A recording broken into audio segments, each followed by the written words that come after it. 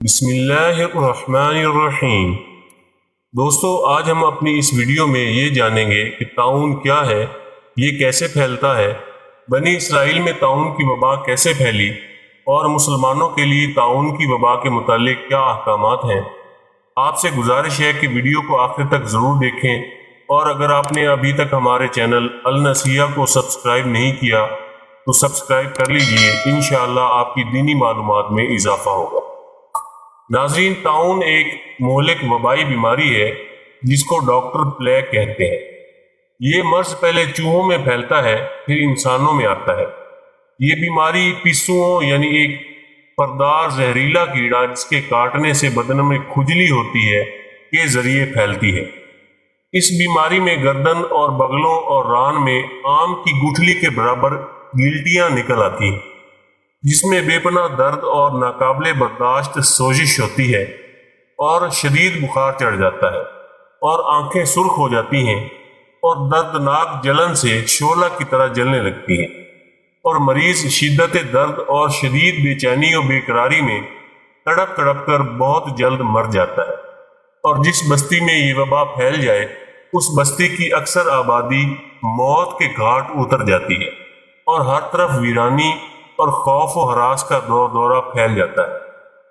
اللہ تعالیٰ نے بنی اسرائیل کے واقعہ کا ذکر فرماتے ہوئے قرآن مجید پارہ اول سورہ بقرہ آیت نمبر 58 تا 59 میں ارشاد فرمایا، ترجمہ: اور جب ہم نے فرمایا اس بستی میں جاؤ، پھر اس میں جہاں چاہو بے روک ٹوک کھاؤ، اور دروازہ میں سجدہ کرتے داخل ہو، اور کہو ہمارے گناہ معاف ہوں، ہم تمہاری خطائیں بخش دیں گے، اور قریب ہے کہ نیکی والوں کو اور زیادہ دیں، تو ظالموں نے اور بات بدل دی جو فرمائی گئی تھی۔ اس کے سوا تو ہم نے آسمان سے ان پر عذاب اتارا، بدلہ ان کی بے حکمی کا۔ اس واقعہ سے معلوم ہوا کہ خداوند قدوس کی نافرمانی اور احکام ربانی کے ساتھ مذاق کرنے کا کتنا بھیانک اور کس قدر ہولناک انجام ہوتا ہے، کہ آخرت کا عذاب تو اپنی جگہ، دنیا میں بھی قہر الہی بصورت عذاب نازل ہوتی ہے، جس سے لوگ ہلاک ہو کر فنا کے گھاٹ اتر جاتے ہیں، اور بستیاں ویران ہو جاتی ہیں معاذ اللہ۔ طاعون بنی اسرائیل کے حق میں عذاب تھا، مگر اس خیر الامم یعنی خاتم الانبیاء صلی اللہ تعالیٰ علیہ وآلہ وسلم کی امت کے حق میں یہ بیماری رحمت ہے، کیونکہ حدیث شریف میں آیا ہے کہ طاعون کی بیماری میں مرنے والا شہید ہوتا ہے۔ مسئلہ یہ ہے کہ جس بستی میں طاعون کی وبا پھیلی ہو وہاں جانا نہیں چاہیے، اور اگر اپنی بستی میں وبا آ جائے تو بستی چھوڑ کر دوسری جگہ بھاگنا نہیں چاہیے، بلکہ طاعون کی وبا میں اپنی بستی کے اندر خدا پر توکل کر کے صبر کے ساتھ رہنا چاہیے۔ اگر اس بیماری میں مر گیا تو شہید ہوگا، اور طاعون کے ڈر سے بستی چھوڑ کر بھاگنے والے پر اتنا بڑا گناہ ہوتا ہے جتنا کہ جہاد کے دن میدان چھوڑ کر بھاگنے والوں پر گناہ ہوتا ہے۔ اس لیے ہرگز بھاگنا نہیں چاہیے، بلکہ اس بیماری میں صبر کے ساتھ اپنی ہی بستی میں مقیم رہنا چاہیے۔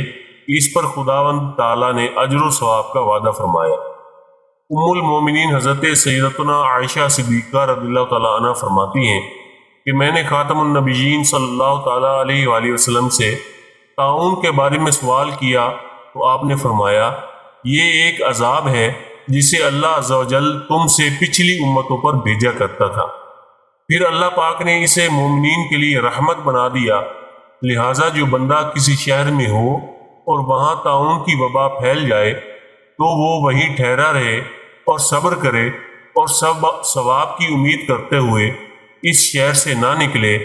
اور یہ ذہن نشین رکھے کہ جو کچھ اللہ عز و جل نے اس کے لیے لکھ دیا ہے اسے پہنچ کر رہے گا تو اسے ایک شہید کا ثواب دیا جائے گا۔ اللہ عز و جل سے دعا ہے کہ وہ ہمیں اپنی نافرمانی اور عذاب سے محفوظ رکھے، اور طاعون اور اس جیسی دوسری بیماریوں سے اپنی پناہ میں رکھے، اور ہمیں دوسری قوموں پر آنے والے عذاب سے نصیحت حاصل کرنے کی توفیق عطا فرمائے، آمین۔ اگر آپ کو ہماری یہ ویڈیو پسند آئی ہے تو اسے لائک کریں، ہمارے چینل النصیحہ کو سبسکرائب کریں، اور دوسروں کے ساتھ